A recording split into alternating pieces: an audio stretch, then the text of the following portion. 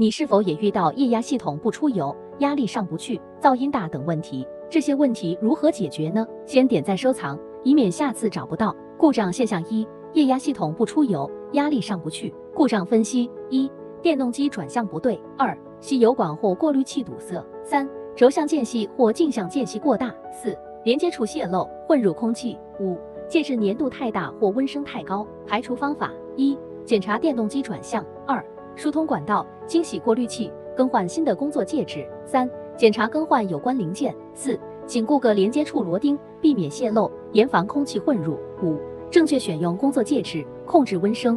故障现象二：液压系统压力波动大，噪音大。故障分析：一、吸油管及过滤器堵塞或过滤器容量小；二、吸油管密封处漏气或介质中有气泡；三、泵与连轴节不同心；四、油位低；五、油温低或粘度高；六、泵轴承损坏。排除方法：一、清洗过滤器时吸油管通畅，正确选用过滤器；二、在连接部位或密封处加点油，拧紧接头处或更换密封圈；三、调整同心；四、加油液；五、把油液加热到适当的温度；六、检查泵轴承部分温升，用手触感。